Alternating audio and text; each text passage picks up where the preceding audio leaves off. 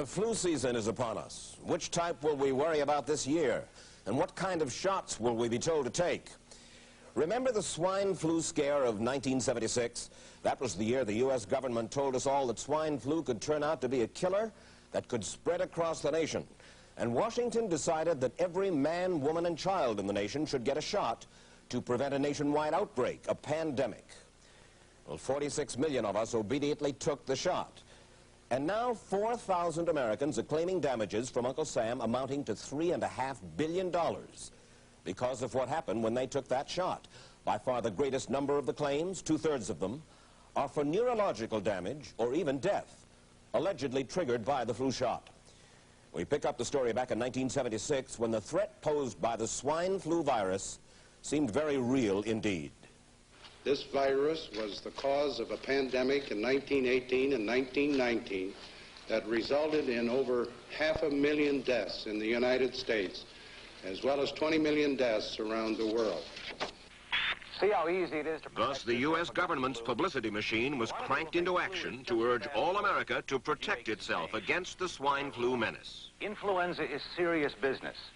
During major flu epidemics, millions of people are sick and thousands die. Well, this year you can get protection. The vaccines are safe, easy to take, and they can protect you against flu. So roll up your sleeve. Protect yourself. One of those who did roll up her sleeve was Judy Roberts. She was perfectly healthy, an active woman, when in November of 1976, she took her shot. 2 weeks later, she says, she began to feel a numbness starting up her legs. I joked about it at that time. I said I'll be numb to the knees by Friday if this keeps up. By the following week, I was totally paralyzed. So completely paralyzed, in fact, that they had to operate on her to enable her to breathe. And for 6 months, Judy Roberts was a quadriplegic. The diagnosis? A neurological disorder called Guillain-Barré syndrome, GBS for short. These neurological diseases are little understood. They affect people in different ways.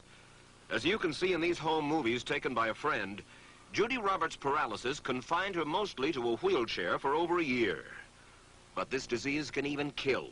Indeed, there are 300 claims now pending from the families of GBS victims who died, allegedly as a result of the swine flu shot. In other GBS victims, the crippling effects diminish and all but disappear. But for Judy Roberts, progress back to good health has been painful and partial. Now, I noticed that your smile, Judy, is a little bit constricted. Yes, it is. Is it different from what it used to be? Very different. I have a greatly decreased mobility in my lips. And I can't drink through a straw on the right-hand side. I can't blow out birthday candles. I don't whistle anymore, for which my husband is grateful. It may be a little difficult for you to answer this question, but have you recovered as much as you are going to recover? Yes, this is it. So you will now have a legacy of braces on your legs for the rest of your life? Yes, the weakness in my hands will stay and the leg braces will stay. So Judy Roberts and her husband have filed a claim against the U.S. government. They're asking $12 million, though they don't expect to get nearly that much. Judy, why did you take the flu shot? I'd never taken any other flu shots, but I felt like this was going to be a major epidemic. And the only way to prevent a major epidemic of a really deadly variety of flu was for everybody to be immunized. Where did this so-called deadly variety of flu, where did it first hit back in 1976? It began right here at Fort Dix in New Jersey in January of that year when a number of recruits began to complain of respiratory ailments, something like the common cold. An Army doctor here sent samples of their throat cultures to the New Jersey Public Health Lab to find out just what kind of bug was going around here. One of those samples was from a Private David Lewis who had left his sickbed to go on a forced march. Private Lewis had collapsed on that march, and his sergeant had revived him by mouth-to-mouth resuscitation. But the sergeant showed no signs of illness. A few days later, Private Lewis died.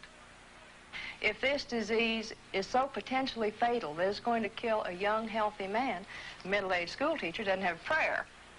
The New Jersey lab identified most of those soldiers' throat cultures as the normal kind of flu virus going around that year, but they could not make out what kind of virus was in the culture from the dead soldier and from 4 others who were sick. So they sent those cultures to the Federal Center for Disease Control in Atlanta, Georgia for further study. A few days later, they got the verdict: swine flu. But that much publicized outbreak of swine flu at Fort Dix involved only Private Lewis, who died, and those 4 other soldiers who recovered completely without the swine flu shot.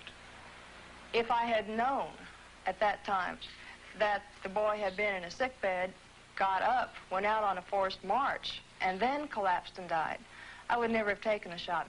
The rationale for our recommendation was not on the basis of the death of a single individual, but it was on the basis that when we do see a change in the characteristics of the influenza virus, it is a massive public health problem in this country. Dr. David Senser, then head of the CDC, the Center for Disease Control in Atlanta, is now in private industry. He devised the swine flu program, and he pushed it. You began to give flu shots to the American people in October of '76. October 1st. By that time, how many cases of swine flu around the world had been reported? There had been several reported, but none confirmed. There had been cases in Australia that were reported by the press, by the news media. There were cases in... None confirmed. Did you ever uncover any other outbreaks of swine flu anywhere in the world? No. Now, nearly everyone was to receive the shot in a public health facility where a doctor might not be present. Therefore, it was up to the CDC to come up with some kind of official consent form, giving the public all the information it needed about the swine flu shot. This form stated that the swine flu vaccine had been tested. What it didn't say was that after those tests were completed, the scientists developed another vaccine, and that was the one given to most of the 46 million who took the shot. That vaccine was called X53A. Was X53A ever field tested? I can't say. I would have to... It wasn't. I don't know. Well, I would think that you're in charge of the program. I would have to check the records. I haven't looked at this in some time. The information form, the consent form, was also supposed to warn people about any risks of serious complications following the shot. But did it? No, I had never heard of any reactions other than a sore arm, fever, this sort of thing. Judy Roberts' husband, Gene, also took the shot. Yes, I looked at that document. I signed it. Nothing on there said I was going to have a heart attack or I'd get Guillain-Barré, which I never heard of. What if people from the government, from the Center for Disease Control, what if they had indeed known about it? What would be your feeling? They should have told us. Did anyone ever come to you and say, you know something, fellas? There's the possibility of neurological damage if you get into a mass immunization program? No. No one ever did? No. Do you know Michael Hatwick? Yes. Mm-hmm. Dr. Michael Hatwick directed the surveillance team for the swine flu program at the CDC. His job was to find out what possible complications could arise from taking the shot and to report his findings to those in charge. Did you know ahead of time, Dr. Hatwick, that there had been case reports of neurological disorders, neurological illness, apparently associated with the injection of influenza vaccine? Absolutely. You did? Yes. How'd you know that? By review of the literature. So you told your superiors, the men in charge of the swine flu immunization program, about the possibility of neurological disorders? Absolutely. What would you say if I told you that your superiors say that you never told them about the possibility of neurological complications? That's nonsense. I can't believe that they would say that they did not know that there were neurological illnesses associated with influenza vaccination. That simply is not true. We did know that. I've said that Dr. Hatwick had never told me of his feelings on this subject. Then he's lying. I guess you would have to make that assumption. Then why does this report from your own agency, dated July 1976, list neurological complications as a possibility? I think the consensus of the scientific community was that the evidence relating neurologic disorders to influenza immunization was such that they did not feel that this association was a real one. You didn't feel it was necessary to tell the American people that information? I think that over the years we have tried to inform the American people as fully as possible. As part of informing Americans about the swine flu threat, Dr. Sentzer's CDC also helped create the advertising to get the public to take the shot. Let me read to you from one of your own agency's memos planning the campaign to urge Americans to take the shot. The swine flu vaccine has been taken by many important persons, he wrote. Example, President Ford, Henry Kissinger, Elton John, Muhammad Ali, Mary Tyler Moore, Rudolph Nureyev, Walter Cronkite, Ralph Nader, Edward Kennedy, etc., etc. True? I'm not familiar with that particular piece of paper, but I do know that at least of that group, President Ford did take the vaccination. Did you talk to these people beforehand to find out if they planned to take the shot? I did not know. Did anybody? I do not know. Did you get permission to use their names in your campaign? I do not know. Mary, did you take a swine flu shot? No, I did not. Did you give them permission to use your name saying that you had or were going to? Absolutely not. Never did. Did you ask your own doctor about taking the swine flu shot? Yes, and at the time he thought it might be a good idea. But I resisted it because I was leery of having the symptoms that sometimes go with that kind of inoculation. So you didn't? No, I didn't. Have you spoken to your doctor since? Yes. And? He's delighted that I didn't take that shot. You're in charge. Somebody's in charge. This is your advertising strategy that I have a copy of here. Who's it signed by?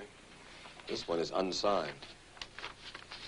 But you'll acknowledge that it was your baby, so to speak. It could have been from the Department of Health, Education, and Welfare. It could be from CDC. I don't know. I'll be happy to take responsibility for it. It's been 3 years now since you fell ill with GBS, right? Right. Has the federal government, in your estimation, played fair with you about your claim? No, I don't think so. It seems to be dragging on and on and on, and really no end in sight that I can see at this point. With respect to the cases of Guillain-Barré, allegedly... Former Secretary of HEW Joseph Califano, too, was disturbed that there was no end in sight. So a year and a half ago, he promised that Uncle Sam would cut the bureaucratic red tape for victims suffering from GBS and would pay up quickly. We shouldn't hold them to an impossible or too difficult standard of proving that they were hurt. Even if we pay a few people a few $1,000s that might not have deserved it, I think justice requires that we promptly pay those people who do deserve it. Who's making the decision to be so hard-nosed about settling? Well, I assume the Justice Department is. Griffin Bell before he left? Well, the Justice Department agreed to the statement I made. It was cleared word for word with the lawyers in the Justice Department by my HEW lawyers. And that statement said, in effect? That statement said that we should pay Guillain-Barré claims without regard to whether the federal government was negligent if they resulted from the swine flu shot. I think the government knows it's wrong. If it drags out long enough, that people will just give up. Let it go. I am a little more adamant in my thoughts than my wife is, because I told Judy to take the shot. She wasn't going to take it, and she never had shots. And I'm mad with my government because they knew the facts, but they didn't release those facts because if they had released them, the people wouldn't have taken. And they can come out tomorrow and tell me there's going to be an epidemic, and they can drop off like flies next to me. I will not take another shot that my government tells me to take. Meantime, Judy Roberts and some 4,000 others like her are still waiting for their day in court.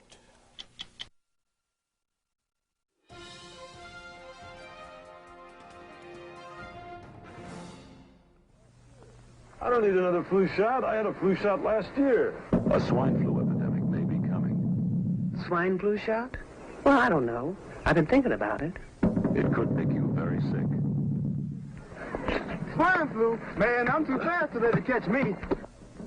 You'll want to be protected. I'm the healthiest 55-year-old you've ever seen. Hey, I play golf every weekend. Get a shot of protection. The swine flu shot. Joe brought it home from the office. He gave it to Betty and one of his kids. and to Betty's mother. But Betty's mother went back to California the next day.